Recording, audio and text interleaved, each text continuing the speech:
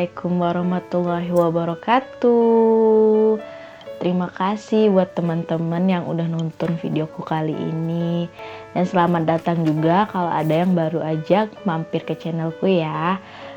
Channelku ini channel ibu-ibu biasa gitu ya. Ibu-ibu pekerja yang juga mengurusi rumah tangga.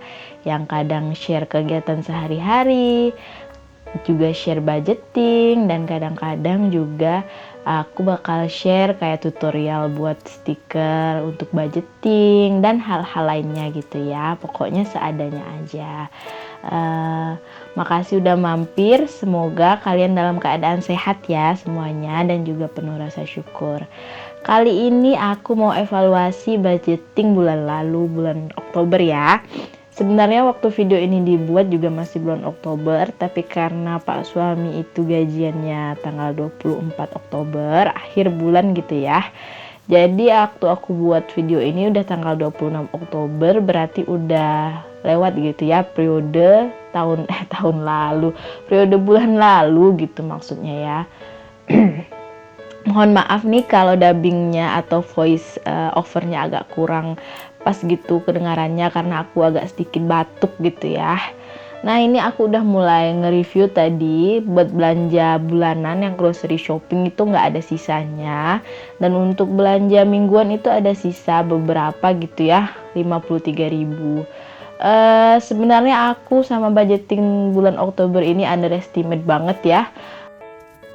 Karena banyak banget pengeluaran di luar prediksi gitu ya, pengeluaran yang tidak terduga gitu. Dana darurat juga kepake lumayan banyak, savings yang kondisional juga kepake semua.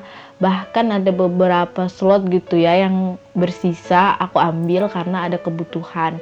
Kayak slot bensin, biasanya kan bensin itu sisanya lumayan banyak gitu ya, tapi karena ada keperluan lain dan yang paling nggak mengganggu di antara slot-slot keuangan yang lainnya yang bisa diambil itu adalah slot bensin, karena bensinnya udah aman gitu ya, udah mendekati akhir bulan itu masih cukup bensinnya.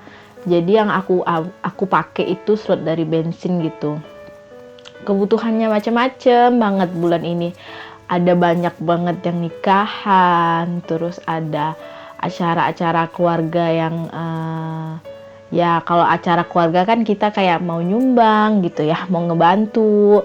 Terus ada juga keluarga yang sakit, jadi banyak dana yang bener-bener di luar dugaan, tapi alhamdulillah cukup gitu ya.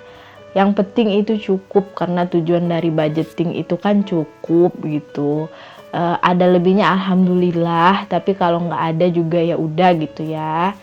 Nah ini dana bensinnya, kayak bulan lalu bensin itu aku masih sisa sekitar 50 ribuan, cuman di sini jadinya receh-recehan banget. Itu karena ya tadi udah aku kasih tahu kan ada kepake gitu ya. Selain banyak keperluan-keperluan yang mendadak tiba-tiba, aku juga itu ada beberapa keperluan anak aku gitu ya, belanjain dia karena insya Allah bulan depan anakku bakal sekolah di kelompok bermain gitu yang cuma sebentar. Jadi aku udah kayak beliin tasnya gitu, beliin perintilannya. Dan next ke depan budgeting bulan November pasti udah berubah, nggak kayak budgeting bulan Oktober. Karena kayak savings kondisional yang aku sisain 200.000 itu bakal jadi buat SPP anak aku. Dan sebenarnya kondisi di bulan ini itu menggambarkan mungkin selanjutnya ke kondisi budgeting aku gitu ya. Jadi aku kayak harus siap dengan kebutuhan-kebutuhan lainnya ketika anak udah sekolah dan lain sebagainya. Mungkin nggak bakal banyak dana yang bersisa dari budgeting, tapi nggak masalah, yang penting cukup, intinya gitu lagi ya. Karena aku dan Pak suami juga udah ada savings di luar pendapatan atau di luar yang aku kelola untuk bulanan ini gitu ya. Jadi gitu sisanya bener-bener receh-receh banget. Untuk yang kayak kewajiban arisan, wifi, itu udah pasti nggak ada sisanya ya, karena itu kan udah pasti nominalnya bayarannya segitu. Nah ini kelihatan ya receh-receh banget, nggak ada pecahan 50 ribuan, nggak ada pecahan 100 ribuan. Ini aku susun-susun dulu uangnya. Aku awalnya aja pas mau budgeting, evaluasi budgeting bulan Oktober ini kayak maju mundur gitu ya. Ini sebenarnya berapa gitu sisanya, tapi alhamdulillah gitu setelah dihitung sisanya itu masih ada 100 ribuan lebih. Ya alhamdulillah gitu, nggak nyangka aku ternyata dari receh-recehan, dari kayak yang belanja mingguan ada sisa berapa ribuan gitu ya, kembalian beli kuota receh-receh ribuan-ribuan.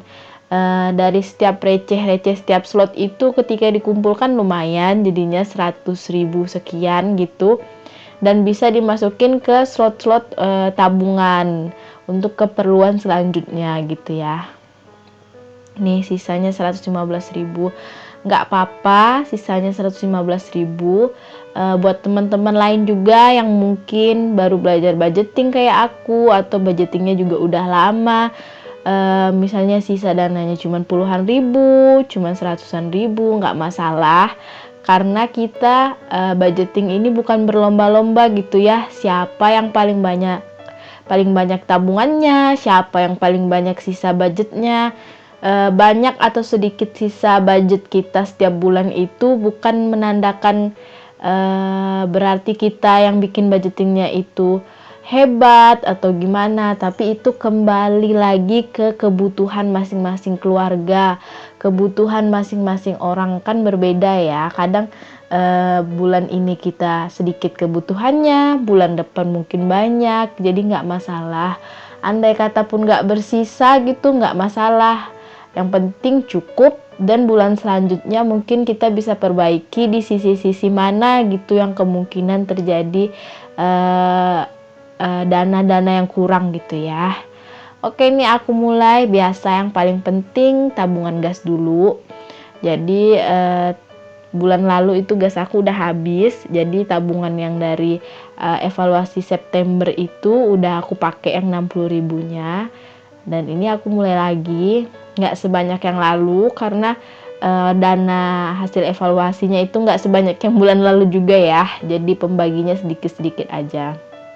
Nggak masalah walaupun cuma 25 ribu, tapi kan ntar bulan depan ada anggaran gasnya lagi, jadi kalau misalnya habis, nambahin dari dana gas yang tersedia untuk bulan depan.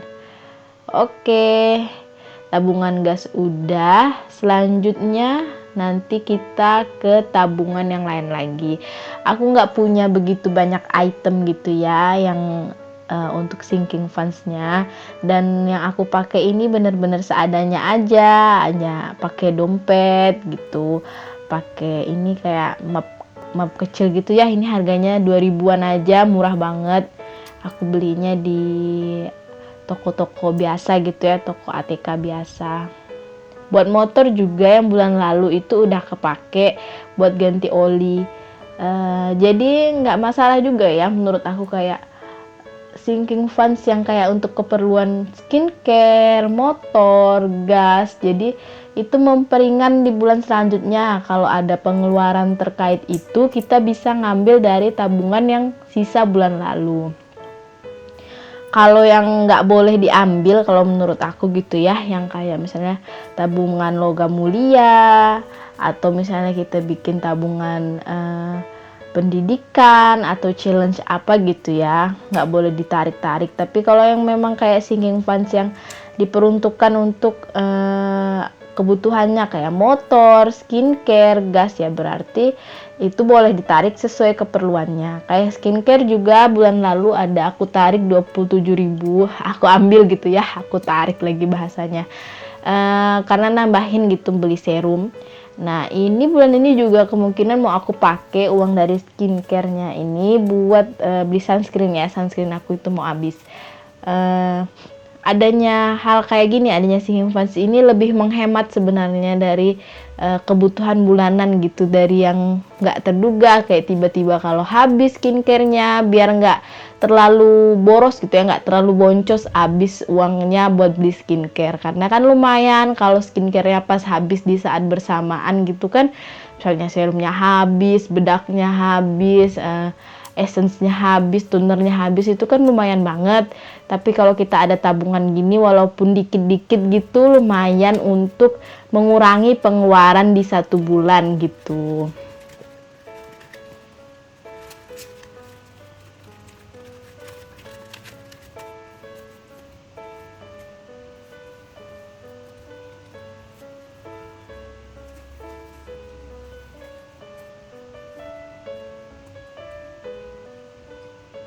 Nah, selain aku ke skincare, tabungan gas, tabungan motor, juga ke tabungan logam mulia sedikit, aku balikin lagi ke slot kado. Jadi kayaknya aku itu udah perlu saving funds untuk dana sosial atau kado gitu ya. Karena akhir-akhir ini bakal banyak banget teman-teman yang nikahan gitu, jadi harus mulai aku pikirin buat nambah slot sinking funds gitu. Ini aku balikin lagi ke dompetnya karena aku belum punya tempat buat nyimpannya ya. Aku sisihin 20 ribuan buat bulan ini, nanti dari anggaran bulan depan juga bakal aku sisihin lagi ke kado ini ya. Selain ada yang nikahan, ada yang bakal akikah, jadi kayak itu kan di luar harian ya, kebutuhan harian. Kalau ada undangan, ada selamatan, nah yang kayak gitu tuh di luar prediksi kadang-kadang ya. Terus ada yang sakit, jenguk yang sakit, sama deh pokoknya itu di luar prediksi. Tapi nggak masalah banget kalau kita ngasih kado, ngasih sumbangan, itu hitungannya sedekah. Insya Allah kalau kita ngasih ikhlas dengan sesuai kemampuan kita, insya Allah itu ada pahalanya gitu ya di mata Allah, dan pasti bakal Allah cukupin kok. Kita nggak bakal menjadi sengsara atau melarat gara-gara kita memberi gitu, gara-gara kita bersedekah. Asalkan kita tetap nggak niatnya macem-macem gitu ya. Nggak boleh juga gitu yang kayak kita sedekah karena niatnya itu udah balesan yang kayak aku mau sedekah misalnya 10.000 karena kan diganti sekian kali lipat. Karena balasan dari sedekah kita itu nggak selalu harus materi, tapi bisa juga keberkahan dalam hidup kita, kesehatan, kemudahan dalam menjalani hidup. Jadi nggak semuanya rezeki atau kebaikan Allah kepada kita itu, tanda Allah menyayangi kita itu bentuknya dalam rezeki. Jadi nggak selalu misalnya diberi rezeki yang banyak itu bukan berarti Allah mengangkat derajat kita, tetapi mungkin bisa jadi itu menjadi salah satu ujian bagi kita. Yang terpenting itu kita harus tetap bersyukur, kita harus tetap beribadah gitu ya. Oke, sekian dulu video aku. Maaf nih kalau nyerocos nggak jelas. Jangan lupa di subscribe ya, karena subscribe itu gratis dan membantu aku banget. Bye bye.